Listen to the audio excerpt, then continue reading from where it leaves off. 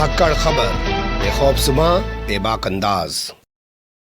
धाकड़ खबर में आपका स्वागत है। मैं आपके साथ हूं अकरम रईस खान। एक सेगमेंट है धाकड़ खबर का, आप लोग जानते होंगे, जिसमें मैं बात करता हूं बात आम आदमी और आम आदमी से जानने की कोशिश करता हूं कि वो अपने छोटे छोटे मसले मसाइल को लेकर सरकारी दफ्तरों में, सरकार के यहाँ किस तरीके से धक्के खा रहा है, कितने साल से वो अपनी कोशिशों में लगा हुआ है। या हम लोग बात करते हैं कि सामाजिक तौर पर कुछ लोग कुछ बेहतर करने की कोशिश कर रहे हैं, उन लोगों से इस सेगमेंट में बात करते हैं। तो आज बात करने जा रहे हैं किसानों की बात इसलिए करना जा रहे हैं कि पिछले 10 महीने से आप देख रहे हैं देश के अंदर एक आंदोलन चल रहा है। वो जो सरकार आई थी 2013 में डंका पीट के आई थी कि 2022 तक किसानों की आमदनी दोगुनी कर देगी। लेकिन एक ऐसी खबर से आपको रूबरू कराने जा रहा हूं उत्तर प्रदेश की, जो प्रयागराज से आ रही है, जिसका पहले नाम इलाहाबाद हुआ करता था। वहां किसानों की जमीन गायब कर दी गई है।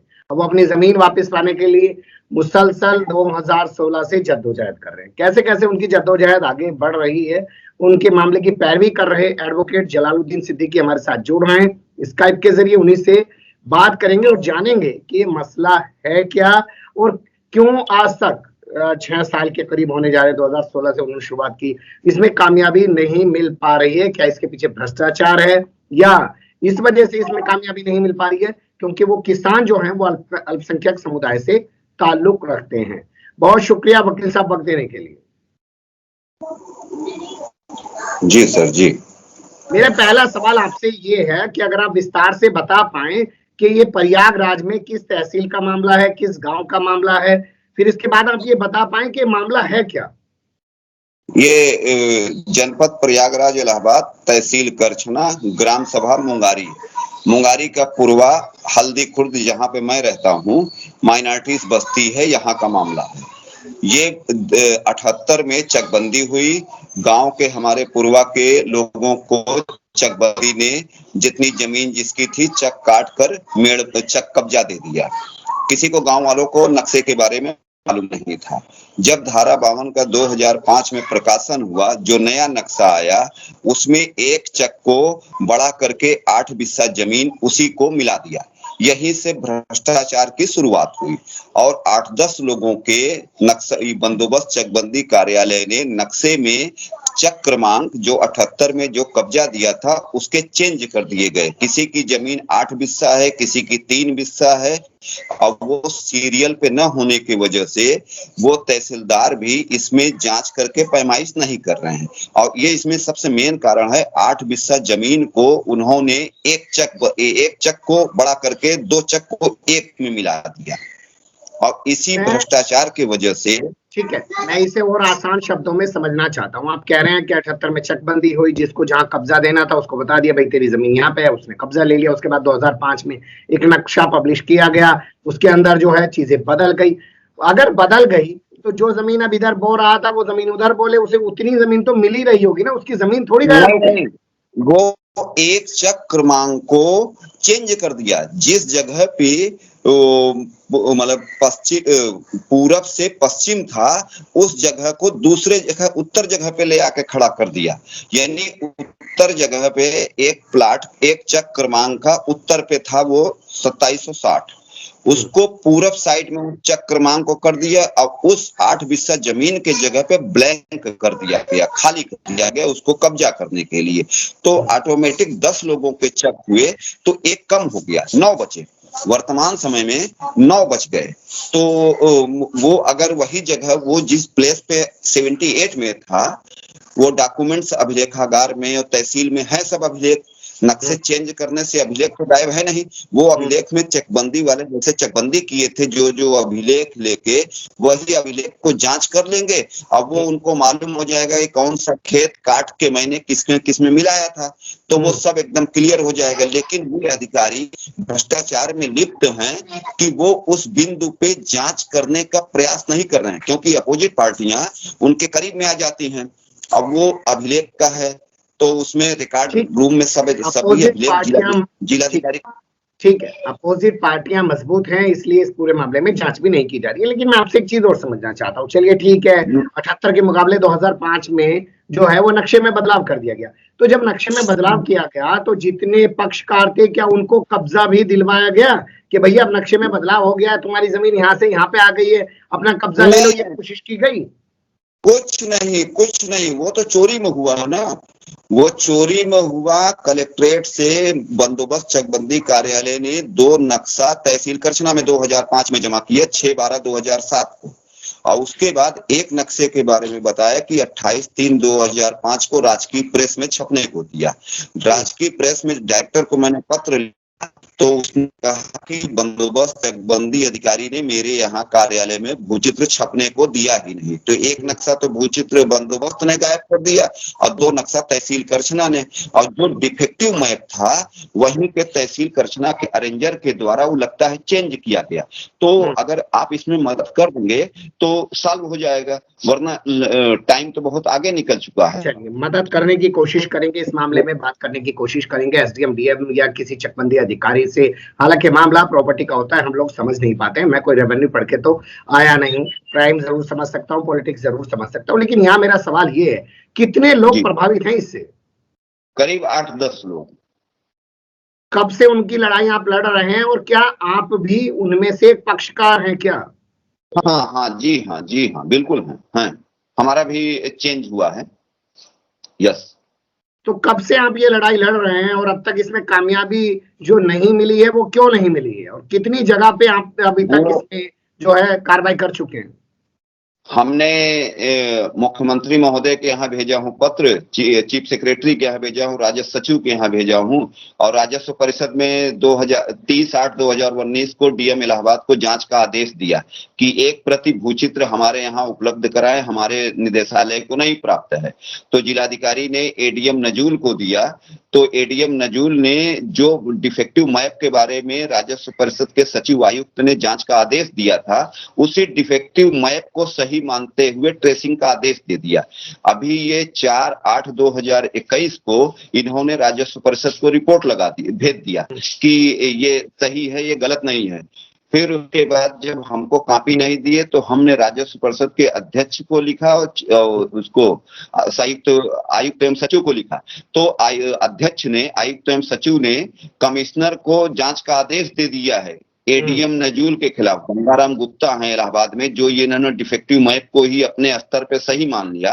इनके खिलाफ मैंने चीफ सेक्रेटरी को भेजा हूं और राजस्व सचिव को और अध्यक्ष को, राजस्व अध्यक्ष को। तो उन्होंने यही सितंबर के फर्स्ट वीक में मैं गया था कमिश्नरी ऑफिस, तो वहां पे डाक हमारी देखा मैंने। उन्होंने, राजस्व परिषद ने आदेश किया है कि मंडलायुक्त इलाहाबाद प्रयागराज आप मंडल के किसी वरिष्ठ अधिकारी से इनके बारे में जांच कराएं एडीएम नजूल के खिलाफ।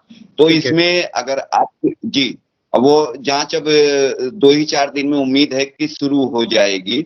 इनके खिलाफ मैंने आरोप भी लगाए हैं भ्रष्टाचार में और न्याय के मंशा के विपरीत इन्होंने काम किया है। मैं आम आदमी की तरह कुछ चीजें समझना चाहता हूँ। वकील साहब, आपने बहुत सारी टेक्निकल चीजें बता दी और आप तो पूरा फॉलो कर रहे हैं, पीछे जा रहे हैं, जाके डाक भी देख रहे हैं, लेटर भी। ये मुसलसल लड़ाई जो आप 2016 से लड़ रहे हैं, इसमें जो कामयाबी नहीं मिल रही है, एक आम आदमी के तौर पे बताइएगा। आप तो वकील हैं, बहुत सारी चीजें खुद भी समझते हैं। ये सिस्टम इतना क्यों आदमी को थकाता है? ये सिस्टम इस वजह से है सर कि ये जो अभिलेख रहते हैं रिकॉर्ड में, गवर्नमेंट अभिलेखागार कलेक्ट्रेट इलाहाबाद में और तहसील में, तो ये सब उन्हीं के गवर्नमेंट एम्प्लॉय के कस्टडी में रहते हैं और वकील वगैरह भी इस पेपरों के मुआयना करते हैं। तो ये जो इसमें गड़बड़ियां होती है, ये वहां के कर्मचारियों के माध्यम से, क्योंकि रिकॉर्ड तो उन्हीं के कस्टडी में है, वो उसको फाड़ के अलग भी रख सकते हैं और फिर जो भी जांच कमेटी जाएगी वो देख लेगी कि वो पेपर है नहीं, जबकि वो रिकॉर्ड उन्हीं के कस्टडी में पूरा रहता है। तो गायब होने का प्रश्न नहीं है। जब भ्रष्टाचार इनको करना होता है तो वो पेपर फाड़ के अलग किनारे रख दिए, क्योंकि गवर्नमेंट एम्प्लॉय है, आज यहाँ है कल ट्रांसफर हो जाएंगे। तो इस तरह से इनकी गतिविधियां चलती है। जो आम आदमी परेशान होता है वो दर दर की ठोकर खा के कभी सुसाइड कर लेता है, कभी कैजुअलिटी हो जाती है, मतलब घटनाएं हो जाती है प्रॉपर्टी के चक्कर में। तो ये सब खेल इनके यहाँ हुआ है। और मैंने मान लेते हैं जैसा आपका केस है, आप अपने केस के सिलसिले में आ जा रहे होंगे दफ्तरों में, वहां ऐसे कितने लोग भटकते हुए आपको दिखाई देते हैं ऐसे ही मसलों में?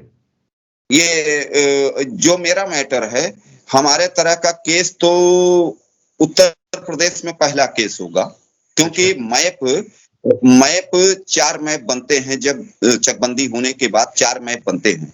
2 तहसील में जमा होते हैं, एक कलेक्ट्रेट राजस्व इलाहाबाद में, और एक वो छपने के लिए देते हैं 150 जितना उनको जरूरत होती है वो छपने के लिए।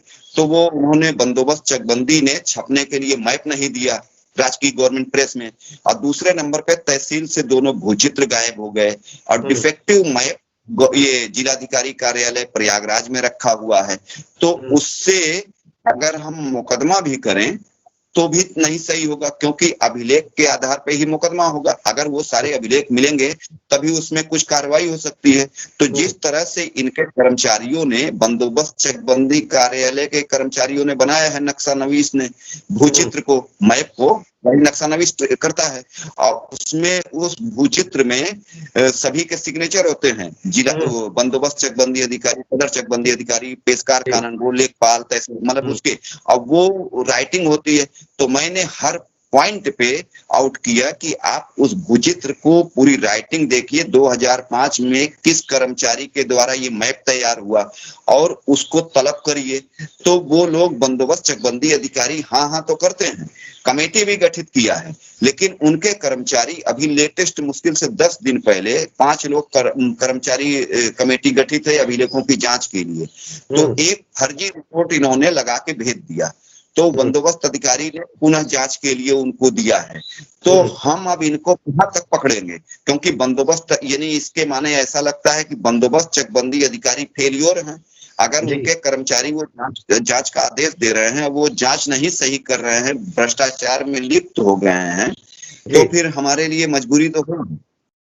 ठीक है, समझ सकता हूँ आपकी परेशानी को। आदमी आखिर कितना दौड़ेगा। कोई सामने खबर रखने का मतलब ये नहीं है कि हम ये कोई खबर रख रहे हैं। ये समझिए कि काम आदमी कितना, मान लीजिए एक मजदूर, एक किसान है, वो अपना काम धंधा छोड़ के क्या इन बाबुओं के दफ्तर के बाहर खड़ा रहेगा और ये लाखों रुपए की तनख्वाह लेकर और ऊपर से दुनिया भर की ऊपरी कमाई कमा के करोड़ों के बारे नियारे करते रहेंगे? इनकी शर्म नहीं आएगी? इन्हें कभी एहसास नहीं होता? इसलिए किसान, आपने देखा होगा कि एसडीएम के ऑफिस में गया, जहर खा के मर गया, तहसीलदार के ऑफिस में गया, जहर खा के मर गया, परेशान हो गया कोर्ट कचहरी के चक्कर में, तो वो फांसी लगा के मर गया। इसलिए वो लोग मरते हैं, लेकिन जिनका मरता है वही रोते हैं, इनको कोई फर्क नहीं पड़ता। ये तो अपना खूब अपना माल बढ़ाते हैं। मैं आपसे एक सीधा सवाल पूछना चाहता हूँ, क्या आप कह रहे हैं कि पूरे प्रदेश में इकलौता केस है ये, क्या इसलिए आपके साथ ऐसा किया जा रहा है क्योंकि आप लोग अल्पसंख्यक समुदाय से आते हैं? सीधे तौर पे मैं कहूँ कि मुस्लिम है? नहीं, इस पे ये सवाल मैं नहीं कर पाऊंगा, क्योंकि मैं राजस्व परिषद पत्र भेज रहा हूं। 26 जुलाई 2021 को भेजा, उन्होंने इमीडिएट आदेश कर दिया कमिश्नर को। 2019 में 30/7/2019 को डीएम इलाहाबाद को आदेश किया था। डीएम इलाहाबाद फेलियर साबित हो गए, क्योंकि वर्तमान डीएम भी इसमें एकदम से, मतलब कोई बहुत अच्छे वो संजय खत्री जी हैं, लेकिन उनका भी जैसे कि एक होता है कि बहुत अच्छा बोल्ड स्टेप ले ले, उनके संज्ञान में है कि 3 के 3 मैप गायब हैं, लेकिन वो बहुत बड़े गंभीर नहीं नजर आते। तो इसमें न सीआरओ गंभीर है, मुख्य राजस्व अधिकारी, नजूल और तहसील करछना, बंदोबस्त चकबंदी अधिकारी, ये काफी लोग इन्वॉल्व हैं। अगर जांच सही हो जाएगी तो वो हो जाएगा। हम ये सवाल सर नहीं कहेंगे, क्योंकि माइनॉरिटीज जरूर हूं, लेकिन माइनॉरिटीज को होते हुए मैं चीफ सेक्रेटरी को पत्र भेज रहा हूं, जहां पर शासन को भेजता हूं। तो मेरे अंदर ये फीलिंग नहीं आई है कि अगर ऐसी फीलिंग आ जाती तो मैं बैठ जाता हताश होके। अभी लेटेस्ट सितंबर के फर्स्ट वीक में मंडलायुक्त तो उन्होंने, आयुक्त सचिव श्रीमती मनीषा त्रिघाटिया ने आदेश किया है मंडलायुक्त को कि अपर जिलाधिकारी नजूल के खिलाफ जांच की कार्रवाई मंडल के किसी वरिष्ठ अधिकारी से कराई जाए। तो इस पे साहब मैं बिलीव नहीं कर पाऊंगा, क्योंकि माइनॉरिटीज के वजह से हम इस क्वेश्चन को नहीं, माइनॉरिटीज मैं चलिए सलाम करता हूँ। आप अभी हारे नहीं है, थके नहीं है, और होना भी यही चाहिए कि सिस्टम से सिस्टम की तरह लड़ना चाहिए, और ये नहीं सोचना चाहिए कि हम मुस्लिम हैं या हिंदू हैं। लेकिन बहुत सारे लोग आज ऐसी मानसिकता के बैठ गए, क्योंकि आप जानती हैं जो इमरजेंसी लगी और उसके बाद जो आरएसएस के सरस्वती शिशु मंदिर जगह जगह छोटे छोटे बनाए, उन्हें स्थापित हुए आज 40-43 साल हो चुके हैं, और उससे निकल के जो लोग आज बैठे हैं कुर्सियों पर आके, वो अपनी वही मानसिकता जाहिर कर रहे हैं। लेकिन फिर भी मैं आपसे एक आखिर में सवाल पूछना चाहता हूँ, आप कहीं भी चले जाओ, जांच तो आपके जिले में ही आएगी, और आपके जिले के अधिकारी जो है वो निकम्मे नाकारा है, वो जांच नहीं करना चाहते हैं, तो आप क्या कर दोगे? जांच तो या तो फिर किसी और जिले से जांच कराई जाए या मंडल स्तर से जांच हो। जी जी। तो उसके बाद लास्ट विकल्प हमारे पास न्यायालय का दरवाजा है। अगर ये हार जाऊंगा मैं तो ये अब तो उम्मीद तो है मुझे कि संजय गोयल साहब हैं, उनके यहाँ भी 8-10 पत्र मैंने रजिस्ट्री भेजा है इसी संबंध में, उनके संज्ञान में है, और जिलाधिकारी के भी बहुत अच्छी तरह संज्ञान में है, मुख्य राजस्व अधिकारी के भी संज्ञान में है, तहसील करछना प्रशासन को है, बंदोबस्त को है, एडीएम नजूल के खिलाफ जांच तो आई गई है, कमिश्नर को मिल गई है 2-4 दिन में। ये टोटल एकदम भ्रष्टाचार में लिप्त है। अब हिम्मत तो नहीं सर हारेंगे, क्योंकि इंसानियत पे ये जो आज लोग हिंदू मुसलमान की बात करते हैं, सारे लोग एक हैं, सारा खून एक है, और उसी इंसानियत में एक अच्छे अधिकारी भी मिलते हैं कि वो न्याय करते हैं। तो उसी उम्मीद पर मैं काम कर रहा हूँ। चलिए, बहुत शुक्रिया, आप काम करते रहिए, ऊपर वाला आपको कामयाबी दे। लेकिन जमीनों के मामले बड़े टिपिकल होते हैं, आप लोग जानते ही हैं। लेकिन आप सोचिए जरा सा कि 1978 में चकबंदी हुई, उन्हें कब्जा मिल गया, 2005 में नक्शा जो है वो तोड़ मरोड़ के पेश कर दिया गया। वो लोग घूम रहे हैं कि जी हमारी जमीन कहाँ है, हम लोग कौन हैं, हम लोग क्या हैं, ये तो क्लियर करके दीजिए। वो सब करने को तैयार नहीं है। मुसलसल 6 साल से जद्दोजहद चल रही है। आप कल्पना कर सकते हैं, एक जरा सा काम 6 से 7 पीढ़ियां बीत जाती हैं लोगों की। बहुत शुक्रिया, आपने वक्त दिया। फिर आपके साथ जुड़ने की कोशिश करेंगे। धन्यवाद।